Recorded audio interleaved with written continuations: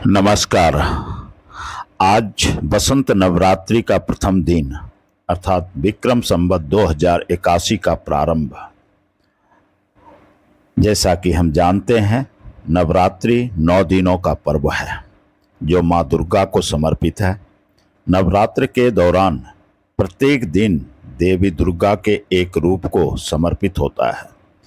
एक वर्ष में 9 दुर्गा का यह त्योहार सामान्यतः 4 बार मनाया जाता है।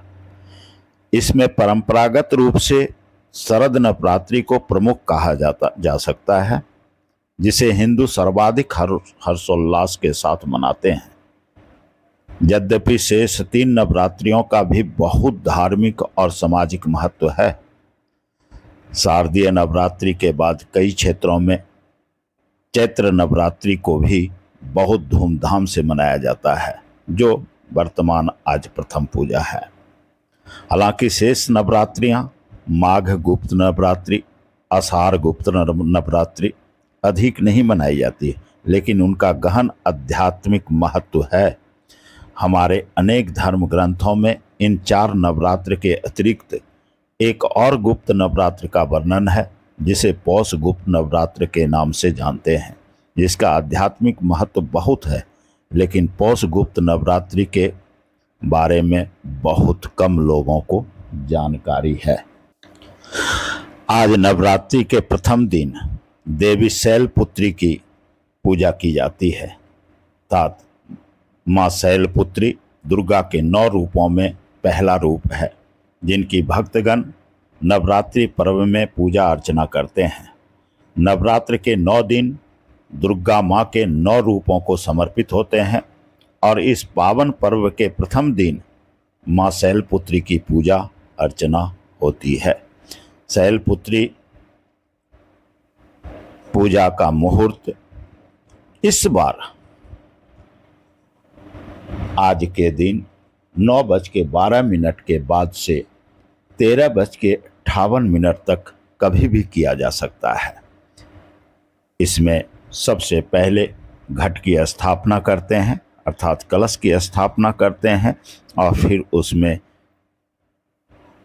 माँ दुर्गा के 9 रूप का आवाहन करते हैं और आज के दिन शैलपुत्री की विशेष पूजा अर्चना करते हैं।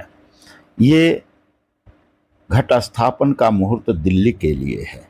यदि सर्वश्रेष्ठ मुहूर्त देखेंगे तो 10:47 के बाद दिन में 1:58 तक बहुत अच्छा मुहूर्त है। हालांकि 9:12 से 10:47 के बीच भी अच्छा ही मुहूर्त है। इस बीच में कभी भी अपनी सुविधा अनुसार आप कलश की स्थापन कर दुर्गा माँ की पूजा अर्चना प्रारंभ कर सकते हैं। शैलपुत्री का संस्कृत में अर्थ होता है पर्वत की बेटी। पौराणिक कथा के अनुसार माँ शैलपुत्री अपने पिछले जन्म में भगवान शिव की अर्धांगिनी सती और दक्ष की पुत्री थी। एक बार जब दक्ष ने महायज्ञ का आयोजन कराया तो इसमें सारे देवताओं को निमंत्रित किया गया, परंतु भगवान शंकर को नहीं। उधर सती यज्ञ में जाने के लिए व्याकुल हो रही थी। शिव जी ने उनसे कहा कि सारे देवताओं को निमंत्रित किया गया है, लेकिन उन्हें नहीं, ऐसे में वहां जाना उचित नहीं है। सती का प्रबल आग्रह देखकर भगवान भोलेनाथ ने उन्हें यज्ञ में जाने की अनुमति दे दी। सती जब घर पहुंची तो वहां उन्होंने भगवान शिव के प्रति तिरस्कार का भाव देखा।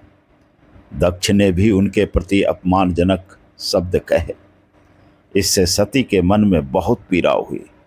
वे अपने पति का अपमान सह न सकी और जोगाग्नि द्वारा स्वयं को जलाकर भस्म कर दिया। इस दारुण दुख से व्यथित होकर शंकर भगवान ने उस यज्ञ को विध्वंस कर दिया। फिर यही सती अगले जन्म में शैलराज हिमालय की पुत्री के रूप में जन्मी और शैलपुत्री कहलाई। हिमालय के राजा का नाम हिमावत था और इसलिए देवी को हेमवती के नाम से भी जाना जाता है। माँ की सवारी वृष है तो उनका एक नाम वृषारूढ़ा भी है। इस शैलपुत्री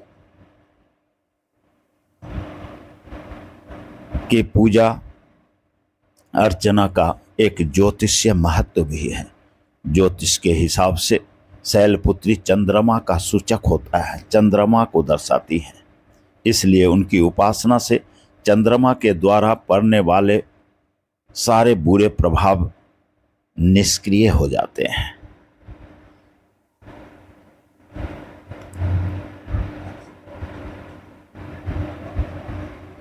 ओम देवी शैलपुत्र्यै नमः। इस मंत्र से इनकी पूजा अर्चना करें। वैसे तो मंत्र कई होते हैं किसी भी मंत्र से, लेकिन भावयुक्त होकर के यदि इनकी पूजा अर्चना करें तो बहुत लाभ होता है। ज्योतिषीय रूप से चंद्रमा से रिलेटेड किसी भी तरह की बुरा प्रभाव या अच्छा प्रभाव पर बहुत नियंत्रण होता है। नवरात्रि के आज के प्रथम दिवस की आप सभी को बहुत बहुत शुभकामनाएं। धन्यवाद।